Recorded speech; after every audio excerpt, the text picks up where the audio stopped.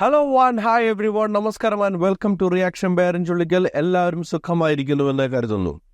Nayanthara versus Dhanush ഇപ്പോൾ വളരെ വിവാദം കത്തിക്കൊണ്ടു നിൽക്കുന്ന ഒരു വിഷയമാണ്.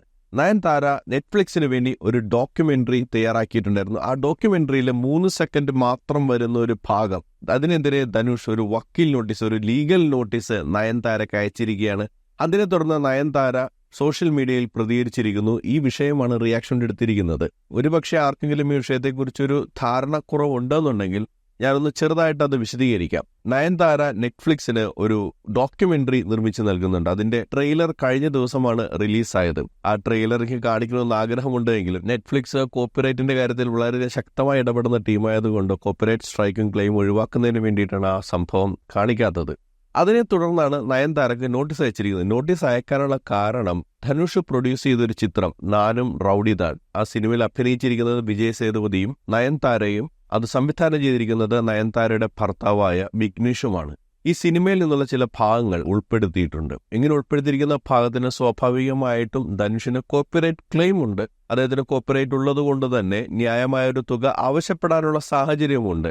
ധനുഷ് 10 കോടി രൂപ, 3 സെക്കൻഡ് മാത്രമുള്ള ആ ഭാഗത്തിന് വേണ്ടി 10 കോടി രൂപയാണ് ധനുഷ് ആവശ്യപ്പെട്ടിരിക്കുന്നത്. ആ ലീഗൽ നോട്ടീസ് നയൻതാരയ്ക്ക് ലഭിച്ചു. നയൻതാര തന്റെ ഇൻസ്റ്റഗ്രാമിൽ ഇതുമായിട്ട് ബന്ധപ്പെട്ട ഒരു ലെറ്റർ, ധനുഷിന് അയച്ച ലെറ്റർ പ്രസിദ്ധീകരിച്ചിട്ടുണ്ട്. ധനുഷ് ചെയ്തത് ശരിയായില്ല എന്നുള്ളതാണ് അതിലെ രത്നച്ചുരുക്കം. പുറമേ കാണുന്ന ധനുഷല്ല, പുറമേ വന്ന് വലിയ രീതിയിൽ സ്നേഹത്തെക്കുറിച്ചും സൗഹൃദത്തെക്കുറിച്ചും പരസ്പരം ഓരോന്നുമില്ലാതെ മുന്നോട്ട് പോകുന്നതിനെക്കുറിച്ചും സംസാരിക്കുന്ന ധനുഷ്, പക്ഷേ ജീവിതത്തിൽ അങ്ങനെയല്ല എന്ന രീതിയിലൊക്കെയാണ് നയൻതാര ആ ലെറ്ററിൽ എഴുതിയിരിക്കുന്നത്. ഇതോടൊപ്പം തന്നെ സംവിധായകനും നയൻതാരയുടെ ഭർത്താവുമായ വിഘ്നേഷും ഇത് ലെറ്റർ ഷെയർ ചെയ്തിട്ടുണ്ട്. മാത്രമല്ല, ധനുഷ് നടത്തിയ ഒരു പ്രസംഗം, ജീവിക്കൂ, ജീവിക്കാൻ അനുവദിക്കൂ എന്നൊരു മെസ്സേജ് നൽകുന്ന ഒരു പ്രസംഗം കൂടെ അതിൽ ഷെയർ ചെയ്തിട്ടുണ്ട്. ഞങ്ങളെയും ജീവിക്കാൻ അനുവദിക്കൂ എന്ന ഒരു മെസ്സേജ് കൊടുക്കുന്നതിന് വേണ്ടി തന്നെയാണ് വിഘ്നേഷ് ഈ കാര്യം ചെയ്തിരിക്കുന്നത്. ഇതാണ് നിലവിലത്തെ അവസ്ഥ. നയൻതാര ലെറ്റർ തന്നെ പറയുന്നുണ്ട്, ഞങ്ങൾ ഈ ലീഗൽ നോട്ടീസിനെ ഏത് രീതിയിലാണോ മറുപടി അയക്കേണ്ട ആ രീതിയിൽ റെസ്പോണ്ട് ചെയ്യും എന്നൊക്കെ ആ ലെറ്ററിൽ പറയുന്നുണ്ട്. ഞാൻ റിയാക്ഷൻ എടുക്കുന്നത് നയൻതാര ഇൻസ്റ്റഗ്രാമിൽ പോസ്റ്റ് ചെയ്തിരിക്കുന്ന ലെറ്ററാണ്. അത് ധനുഷ്ക രാജ, ധനുഷിനെ അഡ്രസ് ചെയ്തുകൊണ്ടുള്ള ലെറ്ററാണ്. ഈ ലെറ്റർ ആരംഭിക്കുന്നത് തന്നെ ഒരു കമ്പാരിസണുമായിട്ടാണ്. അത് തുടങ്ങുന്നത്, A well established actor like you, അതായത് നിങ്ങളെപ്പോലെ വളരെ എസ്റ്റാബ്ലിഷ്ഡ് ആയ ആക്ടർ, അത് നിങ്ങളുടെ അച്ഛന്റെയും സഹോദരന്റെയും പിന്തുണയോടും ആശീർവാദത്തോടും കൂടി സിനിമയിലെത്തിയ ഒരാളാണ് നിങ്ങൾ. അതേസമയം തന്നെ സിനിമ എന്ന് പറയുന്നത് എന്നെപ്പോലുള്ളവർ കൂടിയാണ്, സ്വയം വഴിവെട്ടി വരുന്ന എന്നെപ്പോലെയുള്ളവർ കൂടിയുള്ളതാണ് എന്ന് മനസ്സിലാക്കണം. ഒരു കമ്പാരിസൺ ആണ്. ഇയാൾക്ക് ഇയാളുടെ അച്ഛനും സഹോദരനൊക്കെ ഉണ്ടായിരുന്നു സിനിമയിലേക്ക് ഇയാളെ കൈപിടിച്ച് കൊണ്ടുവരാം, പക്ഷെ എനിക്കങ്ങനെ ആരും ഉണ്ടായിരുന്നില്ല. ഞാൻ സ്വയം ഫൈറ്റ് ചെയ്ത് വളർന്നു വന്ന ഒരു വ്യക്തിയാണ്. എന്തായാലും ജീവിതം എടുത്ത് നോക്കാൻ നമുക്കതറിയാം. ഒരുപാട് അപ്സ് ആൻഡ് ഡൗൺസിലൂടെ കടന്നു പോയിട്ടുള്ള ഒരാളാണ്. ലേഡി സൂപ്പർ സ്റ്റാർ എന്ന് പറഞ്ഞ് ഒരു സുപ്രഭാതത്തിൽ അവർ അവരോധിക്കപ്പെടുകയായിരുന്നില്ല. ഒരുപാട് അപ്സ് ആൻഡ് ഡൗൺസ്. അയ്യേ എന്ന സിനിമയാണ് അവർക്ക് തമിഴ് സിനിമയിലേക്ക് ഒരു എൻട്രി കൊടുത്തത്. അതിനുശേഷം ഒരുപാട് വിവാദങ്ങളൊക്കെ പെട്ടിട്ടുണ്ടായിരുന്നു.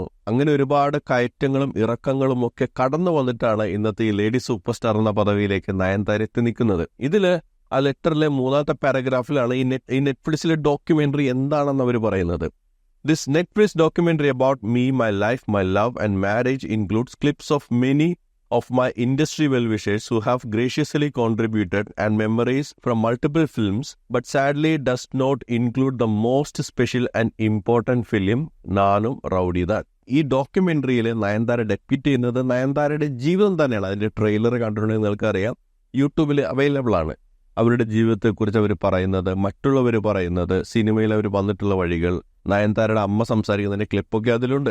ഇതിലിവർ പറയുന്ന സംഭവം ഇത് എൻ്റെ ജീവിതത്തെക്കുറിച്ചാണ്, എന്നെക്കുറിച്ചാണ്, എൻ്റെ പ്രണയത്തെക്കുറിച്ചാണ്, എൻ്റെ വിവാഹത്തെക്കുറിച്ചാണ്. അപ്പോൾ അങ്ങനെ കഥ പറഞ്ഞു പോകുമ്പോൾ ഒരുപാട് മറ്റു സിനിമകളിൽ നിന്നുള്ള രംഗങ്ങളും അല്ലെങ്കിൽ ആ സമയത്തുണ്ടായ സംഭവങ്ങളും ഒക്കെ ഈ ഡോക്യുമെന്റിൽ കടന്നു വരിക സ്വാഭാവികമാണ്. പക്ഷെ അതിൽ ഉൾപ്പെടുത്താത്ത വളരെ പ്രധാനപ്പെട്ട കാര്യം നാനും റൌഡിദാൻ എന്ന സിനിമയാണ്. ഇതിന് ഇമ്പോർട്ടൻസ് ഉണ്ടാവാനുള്ള കാരണം, നാനും റൌഡിദാൻ എന്ന സിനിമയിൽ അഭിനയിച്ചത് നയൻതാരയാണ്, അത് സംവിധാനം ചെയ്തത് വിഘ്നേഷാണ്. ഇവർ തമ്മിലുള്ള പ്രണയം ആരംഭിക്കുന്നത് നാനും റൌഡിദാൻ എന്ന സിനിമയുടെ സെറ്റിൽ വെച്ചിട്ടാണ്. അതുകൊണ്ട് തന്നെ ആയിരിക്കും ഇവർ പറയുന്ന ആ സിനിമയിലെ പാട്ടും വരികളും ഇവർക്ക് ഒരുപാട് ഇമ്പോർട്ടൻ്റ് ആണ്. ഒരു പക്ഷേ ഈ ഡോക്യുമെന്ററിയുടെ സെല്ലിംഗ് പോയിന്റ് എന്ന് പറയുന്നത് തന്നെ ഇവരുടെ പ്രണയമായിരിക്കാം. ട്രെയിലർ എടുത്ത് നോക്കുകയാണെന്നുണ്ടെങ്കിൽ നല്ലൊരു ശതമാനം ഭാഗം ഇവരുടെ പ്രണയത്തെക്കുറിച്ചും അതുപോലെ വിവാഹത്തിന്റെ ക്ലിപ്സുകളൊക്കെയാണ് അതിൽ കാണിച്ചിരിക്കുന്നത്.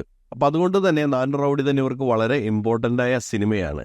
ഈ നാനും റൌഡിദാൻ എന്ന സിനിമയിലെ രംഗം ഇതിൽ ഉൾപ്പെടുത്താതിരിക്കാനുള്ള കാരണം, നയൻതാര പറയുന്ന അതിന്റെ തൊട്ടടുത്ത പാരഗ്രാഫിൽ പറയുന്ന കാര്യമാണ്. 2 വർഷത്തോളമായിട്ട് ഇവര് ഇതിന്റെ NOCക്ക് വേണ്ടി ശ്രമിക്കുന്നുണ്ടായിരുന്നു. പക്ഷെ അങ്ങനെ ശ്രമിച്ചുവെങ്കിലും ഇവർക്ക് നോ ഒബ്ജക്ഷൻ സർട്ടിഫിക്കറ്റ് ധനുഷിന്റെ കയ്യിൽ നിന്ന് ലഭിച്ചില്ല. അതുകൊണ്ട് തന്നെ ഇവർക്ക് അവസാനം അത് ഉപേക്ഷിക്കേണ്ടി വന്നു, അത് എഡിറ്റ് ചെയ്യേണ്ടി വന്നു. അതിലുള്ള ചില രംഗങ്ങളൊക്കെ മാറ്റി നാൻ റൌഡിദാൻ എന്ന സിനിമയിൽ നിന്ന് ഉപയോഗിച്ചിട്ടുള്ള രംഗങ്ങള്, പാട്ടുകള്, ചില വിഷ്വൽ കട്ട്സൊക്കെ, ഈവൻ ഫോട്ടോഗ്രാഫ്സ് അടക്കം അതിൽ നിന്ന് മാറ്റേണ്ടി വന്നു എന്ന് ഇവർ പറയുന്നുണ്ട്. പക്ഷേ ഈ സംഭവിക്കുന്നത് അപ്പോൾ ട്രെയിലറിൽ മാത്രമാണ് ഉൾപ്പെടുത്തിയിരിക്കുന്നത്. അതിനെതിരെയാണ് ധനുഷ് ലീഗൽ നോട്ടീസ് അയച്ചിരിക്കുന്നത്.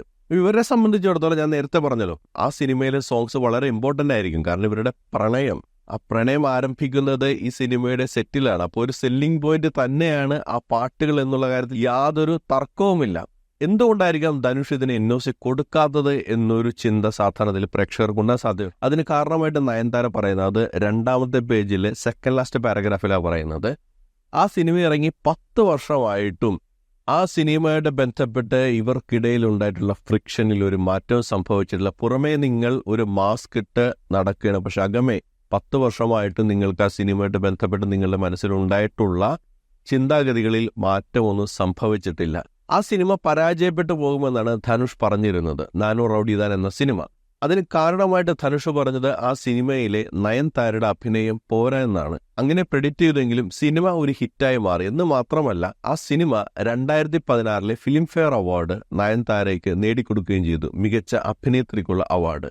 ആ വേദിയിൽ വെച്ച് ധനുഷ് പറഞ്ഞ ഈ കാര്യം നയൻതാര വെളിപ്പെടുത്തുന്നുണ്ട്. പക്ഷെ അത് ഒരു ലാഘവത്തോടെയാണ് അവതരിപ്പിക്കപ്പെടുന്നത്. നമുക്ക് ആ ക്ലിപ്പ് ഒന്ന് കണ്ടു നോക്കാം.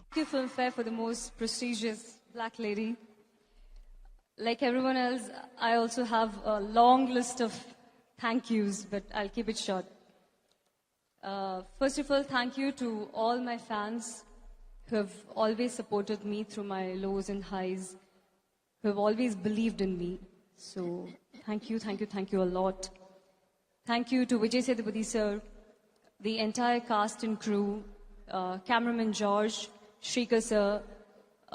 Thank you, Dhanush, for initiating NRD, and I have to say sorry also to Dhanush, because Dhanush absolutely hated my performance in Nanum Rowdydan. So sorry Dhanush for disappointing you with my performance. I'll probably make it better next time. ഇപ്പോൾ 2 കാര്യങ്ങളാണ് ഇതിനകത്ത് സംഭവിച്ചിരിക്കുന്നത്. ഒന്ന്, ഇത് flop ആകുമെന്ന് ധനുഷ് പറഞ്ഞെങ്കിലും ആ cinema വിജയിച്ചു. 2, നയൻതാരയുടെ അഭിനയം പോരാ എന്ന് പറഞ്ഞു. പക്ഷേ നയൻതാരക്ക് മികച്ച അഭിനേത്രിക്കുള്ള അവാർഡ് ആ സിനിമയിൽ നിന്നും ലഭിച്ചു. അതുകൊണ്ട് തന്നെ ധനുഷ് സ്വാഭാവികമായിട്ടും ഈ വിഷയത്തിൽ തങ്ങളോട് ഗ്രഡ്ജ് ഉണ്ടാവുമെന്നാണ് നയൻതാര കരുതുന്നത്. അതിന്റെ തുടർച്ചയാണ് ഈ വിഷയത്തിൽ തങ്ങളോട് ഈ രീതിയിൽ പെരുമാറുന്നതിന് വേണ്ടി ധനുഷിനെ പ്രേരിപ്പിക്കുന്നതെന്നാണ് ഇവർ വിചാരിക്കുന്നത്. അതിനെ നയൻതാര വിശേഷിപ്പിക്കുന്നത് ഇങ്ങനെയാണ്: this is an all time law from you and speaks so much about your character. നിങ്ങളിൽ നിന്ന് വരാവുന്നതിൽ ഏറ്റവും നീചമായ പ്രവൃത്തിയാണ് ഈ കാണിച്ചിരിക്കുന്നത് എന്ന രീതിയിലാണ് നയൻതാര പ്രതികരിച്ചിരിക്കുന്നത്.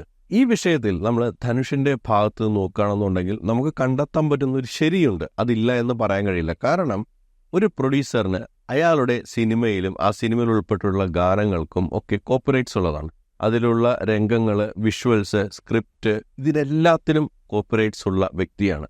അൺലെസ് ആൻഡ് അണ്ടിൽ അത് മറ്റൊരാൾക്ക് കൊടുത്തിട്ടില്ല എങ്കിൽ, ഇപ്പോൾ ചില കാര്യങ്ങളിൽ പാട്ടിന്റെ കോപ്പിറൈറ്റ് അതേ പാട്ടിന്റെ കമ്പോസർക്ക് കൊടുക്കാറുണ്ട്, ചിലപ്പോൾ ഗായകന് കൊടുക്കാറുണ്ട്.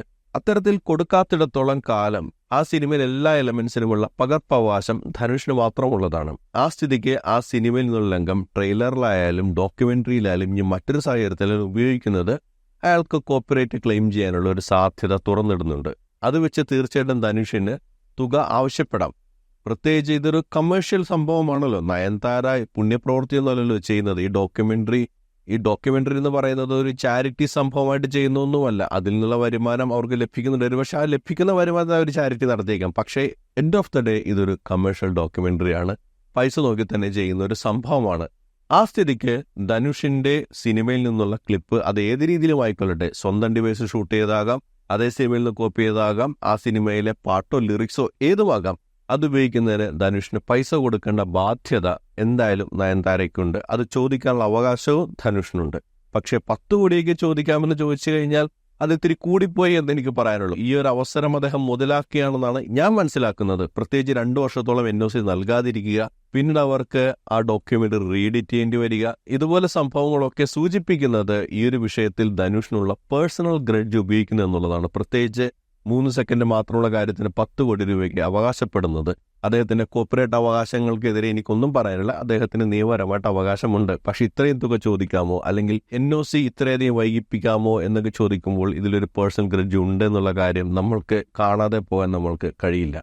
പക്ഷെ അതേസമയം തന്നെ നയൻതാര ഈ വിഷയത്തെ അപ്രോച്ച് ചെയ്യുന്ന രീതിയിൽ എനിക്ക് ചില വ്യത്യസ്ത അഭിപ്രായങ്ങളുണ്ട്. പ്രത്യേകിച്ച് ഈ ലെറ്റർ പൂർണ്ണമായിട്ട് എഴുതിയിരിക്കുന്നത്, ഉപയോഗിച്ചിരിക്കുന്ന വാക്കുകളൊക്കെ നല്ലതാണെങ്കിൽ പോലും അവരുടെ തെറ്റുകൾ അംഗീകരിക്കുന്നതിനപ്പുറത്തേക്ക് മറ്റൊരാളിലേക്ക് തങ്ങൾ ചെയ്ത മിസ്റ്റേക്ക്, കോപ്പറേറ്റ് ഉപയോഗിക്കാൻ പാടില്ലെന്ന് ഉണ്ടെങ്കിൽ ഉപയോഗിക്കാൻ പാടില്ലെന്ന് തന്നെയാണ്. ഒരുപക്ഷെ നിങ്ങൾക്കത് ഏറ്റവും പ്രധാനപ്പെട്ട കാര്യമായിരിക്കാം, ചിലപ്പോൾ അപ്രധാന കാര്യമായിരിക്കാം. എന്തൊക്കെയാണെങ്കിൽ പോലും ഉടമസ്ഥാവകാശമുള്ള ആൾ റെസ്പോണ്ട് ചെയ്തില്ല, അല്ലെങ്കിൽ അയാൾ അത് തന്നില്ല, NOC നൽകില്ല എങ്കിൽ ആ രംഗങ്ങൾ ഉൾപ്പെടുത്താൻ പാടില്ല എന്നുള്ളത് തന്നെയാണ് പറയാനുള്ളത്. അപ്പോൾ ഞാൻ വിചാരിക്കുന്ന ഒരു കാര്യം, പ്രധാനപ്പെട്ട ഡോക്യുമെന്ററിയിൽ നിന്ന് ഈ കാര്യങ്ങൾ ഇവർ ഒഴിവാക്കി എന്ന് പറയുമ്പോൾ എന്തുകൊണ്ട് ട്രെയിലറിൽ അത് ഉൾപ്പെടുത്തി? ഇതൊരു വിവാദത്തിലേക്ക് വിടാനുള്ള ചിന്താഗതി നയൻതാരയ്ക്കുണ്ടായിരുന്നു. പ്രത്യേകിച്ച് ഈ ഡോക്യുമെന്ററി ഞാനിതുവരെ ശ്രദ്ധിച്ചിരുന്നില്ല, ഈ ഒരു വിവാദം വരുന്നത് പോലെ. അങ്ങനെ ഒരുപാട് പേര് ഇത് ശ്രദ്ധിക്കാതെ വിട്ടൊരു കാര്യമായിരിക്കാം. പക്ഷേ ഇപ്പോൾ ഈ ഡോക്യുമെന്ററി ആൾക്കാർ ശ്രദ്ധിക്കാനുള്ള കാരണം ഈ ഒരു പർട്ടിക്കുലർ 3 സെക്കൻഡ് മാത്രമുള്ള സംഭവം ട്രെയിലർ ഉൾപ്പെടുത്തിയ വിവാദമാണ്. ഇത് വിവാദമാകുമെന്നും ഇതിനെതിരെ NOC കിട്ടാത്ത സാഹചര്യത്തിൽ ധനുഷ് തീർച്ചയായിട്ടും ഇതിനെതിരെ ലീഗൽ മൂവ്മെന്റ് ഉണ്ടാക്കുമെന്നൊക്കെ നയൻതാരയ്ക്ക് മനസ്സിലാക്കാൻ ഒരു കോമൺ സെൻസ് മാത്രം മതി. നയൻതാരയ്ക്കായാലും വിഘ്നേഷിനായാലും അത് മനസ്സിലാക്കിക്കൊണ്ട് തന്നെ ഒരു വിവാദം ഉണ്ടാക്കാനുള്ള ശ്രമം നയൻതാരയുടെ ഭാഗത്തുണ്ടായി എന്നാണ് എനിക്ക് വ്യക്തിപരമായിട്ട് ഫീൽ ചെയ്യുന്നത്. അതേപോലെ തന്നെ വിഘ്നേഷ് അദ്ദേഹത്തിന്റെ വീഡിയോയിൽ ധനുഷിന്റെ വീഡിയോ എടുത്ത് പോസ്റ്റ് ചെയ്തിട്ട് ഞങ്ങളെ ജീവിക്കാൻ അനുവദിക്കൂ എന്ന അർത്ഥം നൽകുന്ന സംഭവം പോസ്റ്റ് ചെയ്യുന്നതും ഇദ്ദേഹം ഹിപ്പോക്രാറ്റാണ് എന്ന രീതിയിൽ ഈ ലെറ്ററിലും അതേപോലെ തന്നെ വീഡിയോയിലും പ്രതിപാദിക്കാൻ ശ്രമിക്കുന്നതുമൊക്കെ നയൻതാരയും വിഘ്നേഷും ഈ സംഭവം വിവാദമായിട്ട് കത്തിച്ചുവിടാൻ തന്നെ ഉദ്ദേശിച്ച് ചെയ്യുന്നതായിട്ടാണ് എനിക്ക് തോന്നുന്നത്. നിങ്ങൾക്ക് തീർച്ചയായിട്ടും അത് സെറ്റിൽ ചെയ്യേണ്ട ബാധ്യതയുണ്ട്. അത് 10 കോടിയാണെന്ന് പറയുന്നതിൽ ഒരു അന്യായം ഞാൻ കാണുന്നു. പക്ഷേ അത് സെറ്റിൽ ചെയ്യണം. ധനുഷ് ഇക്കാര്യത്തിൽ കുറെ കൂടി ഒരു കലാകാരൻ എന്ന നിലയിൽ ഇടപെടണമെന്നാണ്. വ്യക്തിപരമായിട്ടുള്ള വൈരാഗ്യത്തിനപ്പുറത്തേക്ക് ഒരു കലാകാരൻ എന്ന നിലയിൽ ഒരു കലാസൃഷ്ടിക്ക് നൽകേണ്ടുന്ന ഒരു ബഹുമാനമുണ്ട്. ഇളയരാജ മഞ്ഞുമൽ ബോയ്സ് എന്ന സിനിമയ്ക്കെതിരെ നൽകിയ കേസിലും ഇതേ വിചാരമാണ് എനിക്കുണ്ടായിരുന്നത്. കാര്യം ശരി, അദ്ദേഹത്തിന് ക്ലെയിം ചെയ്യാനുള്ള അവകാശങ്ങളെല്ലാം ഉണ്ട്. പക്ഷേ ഒരു കലാസൃഷ്ടിയെ ഒരു കലാകാരൻ അത് വളർത്താനാണ് ശ്രമിക്കേണ്ടത്.